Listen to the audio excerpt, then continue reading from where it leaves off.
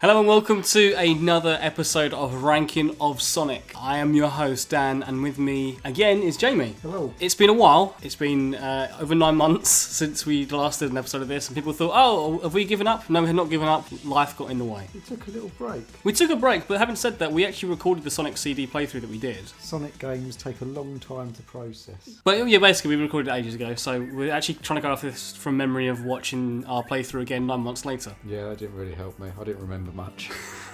Yeah, spoilers, Jamie fell asleep when we did our playthrough. I may have had a very long day. I guess I should probably just preface, if this is the first time you watched the Ranking of Sonic episode, basically we're going through every Sonic chronologically, or pretty much chronologically, and we're going to rank it at the end of the episode. We've previously done Sonic 1 and Sonic 2. It's the third game now, Sonic CD. This was released, actually, in the year 1993, I think? Yes, I'm pretty sure it's 93. I'll ask you, Jenny, when was the first time you played Sonic CD? This was the first time I played Sonic CD. Yep. I played it from the Sonic Gems collection on the GameCube. About 10 years ago, I got a copy, like a second-hand copy on the cheap. That was the first time I played it. But the version we played for this review specifically, or this playthrough, was the Sonic CD version on the 360, which was actually through the Xbox One's backwards compatibility. This is the enhanced version by Christian Whitehead, who would go on to do, like, he did the iOS ports of Sonic 1 and 2. He then went, obviously, more famously, recently, did Sonic Mania. You look confused then, Jamie. What was that confused look about? We played it on the 360. We played it on the Xbox One. We played it on the PlayStation. No, that was Sonic 1 and 2, and we will be doing Sonic 3 on PlayStation. Okay. That's how long ago it's been. Jamie's already forgotten what we played it on. This game's confused the hell out of me. This is a very confusing game. I guess we should say it up front. In I every didn't way. understand the premise of this whole past, future, present thing. So I've played this game through many times. I think it's one of the easiest Sonic games. It's easily one of the easiest 2D Sonic games. Watching our playthrough, it didn't feel like I had the easiest of time with this game. You didn't, but you only died, spoilers for our death count, we always do for every Sonic episode we do, but you only died 5 times. 6 times. You missed one if you watch the last video. Really? It comes up 6, yeah. Oh, did it? Yeah, it did. I was going to hide that until the very end, just in case I'm one off. Okay, fair enough. I appreciate your honesty. I didn't realise I missed that one off. Yeah, I'm really upset about that, because now I think I'm 4 deaths ahead of you at the moment. Yeah, I think that sounds about right. We're doing like a total death count. Okay, so we'll go through the level by level. First level is Palm Tree Panic. Oh, I don't remember that. It's essentially the Green Hill. It's the Green Hill zone. Green Hill, you can do it in 60 seconds. Yes, really easy. It has that like half pipe loop thing where you go up and the camera rotates round, and it was a really cool effect for the Sega CD back in 1993, I'm sure. Awesome. It does that once in the entire game, and that's it. It's just a visual flair, which I guess you could say a lot about Sonic games. I guess we should actually also say the story and the plot, which is not a lot. It's just I'm excited to hear about this story. It's the typical. I'm sure there's someone out there that's like, oh, actually, I'll have you know that there's a really detailed plot that's not buried in the instruction manual. Like, okay, whatever.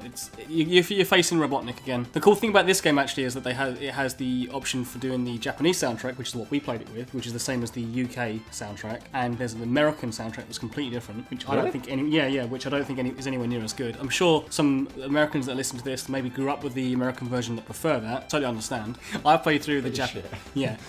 But it's not, I wouldn't say it's shit, it's a good Sonic soundtrack, but I think, I'll say this now, Sonic CD soundtrack is probably one of my favourite soundtracks in the entire series. Okay. I love the music for Sonic CD. It's like shit. Right, so Palm Tree Panic, easy level, really easy boss.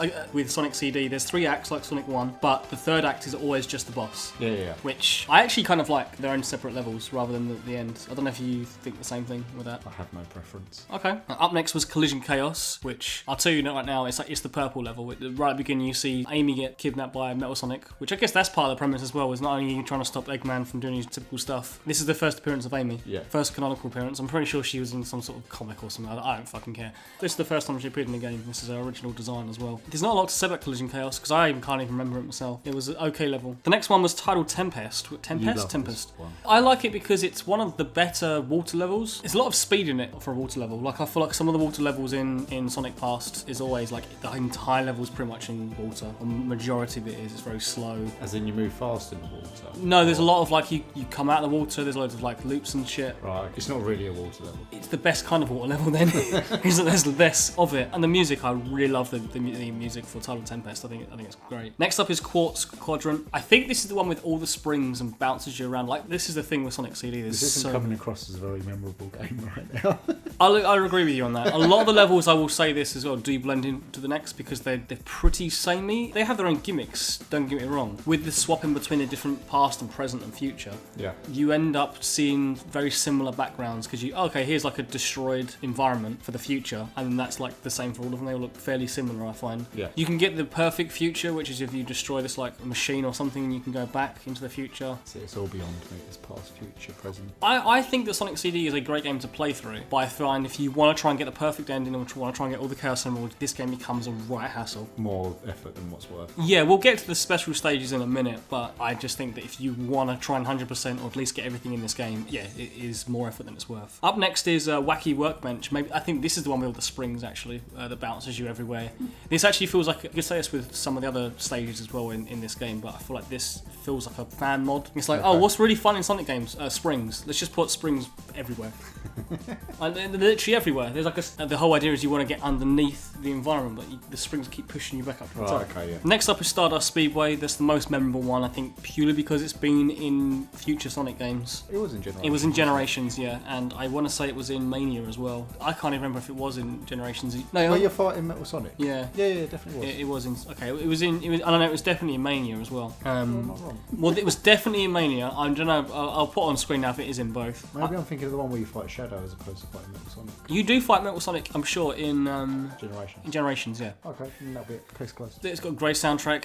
I love the aesthetic of this level. It's got like a lot of plants and stuff in one of the timelines. There's loads of tubes and stuff, and you like bounce and you have to hold the direction to sort of like go through different areas. Stardust Speedway? Yes. Okay, I don't remember that. I'm sure that was that level. No, because I'm getting confused with Sonic Mania, because I know Sonic Mania definitely had a lot of throwbacks to that. Okay. Then it finishes off the Metal Sonic fight, which I think is the hardest boss in the entire game, because the rest of the bosses are so easy. I died twice on it. That's your total. I wouldn't even consider myself a great Sonic player. Like I'm average at best. But yeah, I died twice in the entire game, both to Metal Sonic, because if you get hit by him or you hit some spikes, that beam at the back just kills you in one hit. Yeah. Complete crap. I remember everyone not liking this stage in the boss. In Mania. It's one of the harder bosses as well. What? Stardust Speedway? Stardust Speedway, yeah, because Really? at the end when you fight Metal Sonic, we didn't have any trouble with that. Okay. When we played it, but that is people's like one of the hardest bosses, people say. For the game, not for like. For Mania. Right. And then last is Metallic Madness, which for a final level, really cool, but pretty easy. And again, it finishes off with a really easy final boss, which I think is probably, it is definitely easier than the final stage in Sonic 1. I think that's a pretty easy boss, isn't it, Sonic 1? Yeah. But this is even easier because I just think there's less chance of getting crushed, like you can in Sonic 1. You just hate the little instant deaths. I hate instant deaths in Sonic games, and in this game, there's very little of that. Yeah. There's that boss that you died to a couple of times where you get crushed. I forget what level it was in now, but those platforms It's where it rise. shoots you up into the air. Yeah, isn't it? and you can get crushed by those platforms. Those moments like that, or there's moments like the Metal Sonic part where you can get killed instantly. As you always like to say, I hate loads of bullshit, and I think that this game has very little bullshit in terms I of. say you're full of bullshit. Okay, we'll go with that With one. your excuses. But yeah, I think that this is honestly one of the easiest Sonic games. I don't think that's a controversial statement. I think it's very fun, it's very fast and very confusing. The special stages, actually, we go on to that. I like the idea of them. I think the first couple are pretty easy. Where you Special stages are these? the special stage when you're in 3D and you've got to move around like a platforms and jump over obstacles and hit those like UFOs. Same as Mania? It's in Mania, but Mania was more of a race. You race through. Yeah, but it's the same principle. Yeah, but yeah. You've got A bit like Mania, the first couple are really easy. Yeah. And then all of a sudden it like ramps it up. Yes, and I still find them fun, but I find them really hard. Mania's less difficult, but Sonic CD definitely. I think the max I've ever got in Sonic CD is 3 emeralds. Not that I've ever gone back and tried to get them purposely.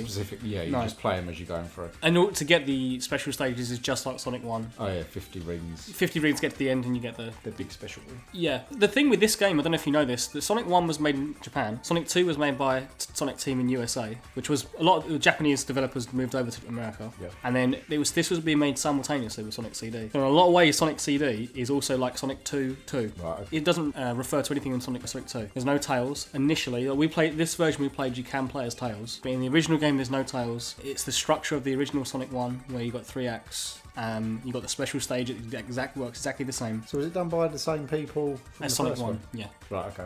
But a lot of people from Sonic 1 moved to America as well. Yeah. They split the team off. Oh, right, They split the team in half after Sonic 1. Yeah. So yeah, that was pretty much Sonic CD. We'll just go straight into where will we rank it in our ranking, which so far right now we have number 1, Sonic 2, number 2 we've got Sonic 1. So I'll ask you, Jamie, where would you put Sonic CD? Well, based on the fact that I can't remember any of it, I was going to actually put it as the bottom. But after watching our playthroughs, I actually want to play it again because it actually looked like a game that I'd quite enjoy playing. Yeah. From looking at the video, I'd actually put it in second place. I totally agree with you. Yeah. I think by the sounds of it, you're probably closer to Sonic 1 than Sonic 2 with this. Yeah, definitely. I'm the other way. I'd say this is closer in quality and enjoyment for me to Sonic 2 than Sonic 1. But I'm glad that you have put it at second then, because I totally agree with you. I was going to have to try and fight you to put it at second. Yeah, you had a hissy fit earlier when I mentioned it. But I just think that like Sonic 1, it's a great game still, but I just think without the spin dash and some of the level design, it's very stiff. There's loads of slowdown, which I know this is the updated version. Maybe there was slowdown in the original game, but like playing this and it's so smooth. This is a lot of the bullshit I was on about.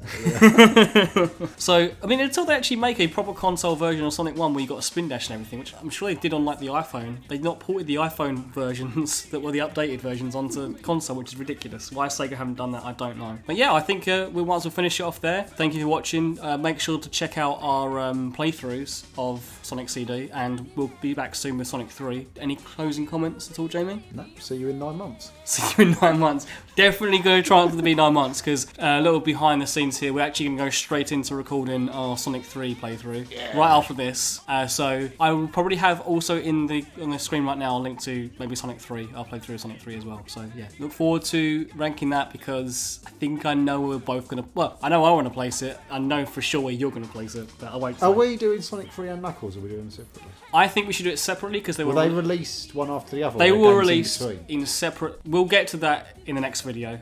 People can put in their comments now if you agree with us or not, but I think that this should be 2 separate games because they were released separately. I don't know, we'll get that at the end of the day. Thank you for watching. Bye-bye. Bye.